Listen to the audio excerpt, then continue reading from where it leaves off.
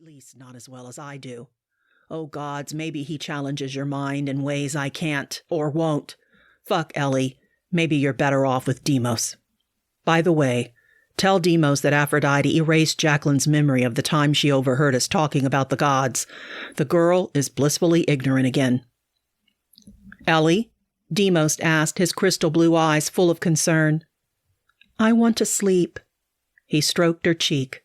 Good. Get some rest. He leaned over and touched his lips to hers as he tucked a quilt around her. Ellie didn't care about rest. She only wanted to stop thinking and feeling and hearing the many prayers that came to her from all over the world. There were so many desperate people praying for their lost causes. Businesses were going under, families were getting evicted, and some weren't sure where they'd get their next meal. But what could Ellie do when her own life and the lives of her babies were in danger?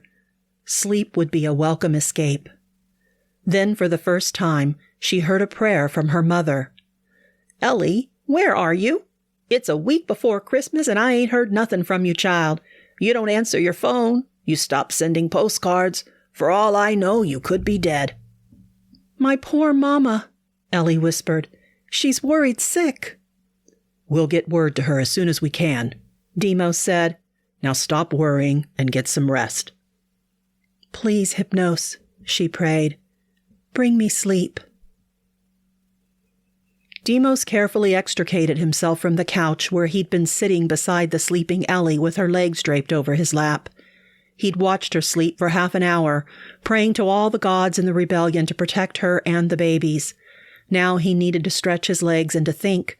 He paced before the fire. He felt like a caged animal at the mercy of his captors, even though he was hiding in the cave by choice. For 6 weeks he'd had to endure watching the love of his life with his brother on the West Texas ranch. Although Deimos had taken comfort in Ellie's prayers to him, he'd come to realize something. Ellie would never choose.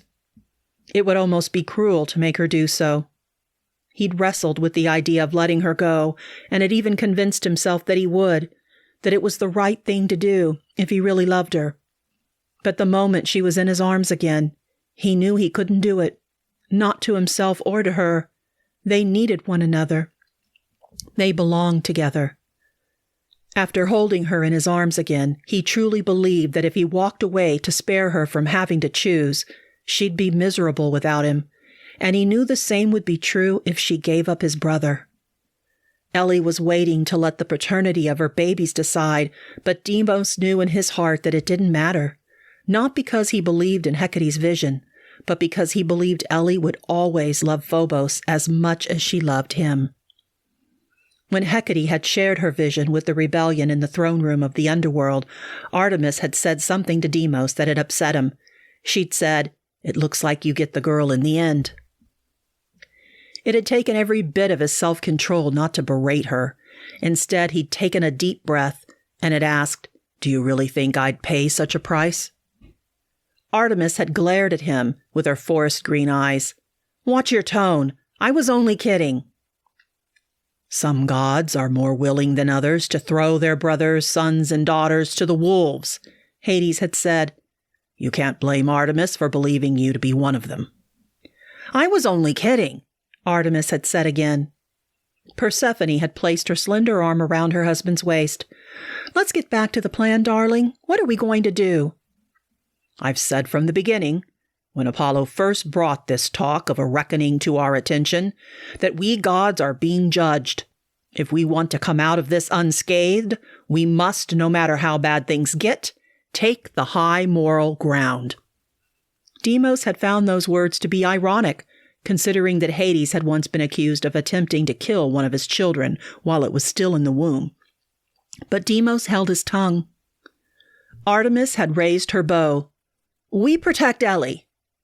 And her babies, Hermes had added.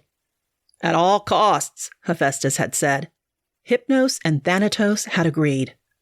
I believe that's the only hope we have of saving ourselves, Hades had said. For the members of the rebellion, saving Ellie and her babies meant saving themselves. For Deimos, it was about love. It wasn't the arrow of love or the arrow of hate driving him. The two arrows had canceled each other out. This was his heart, which had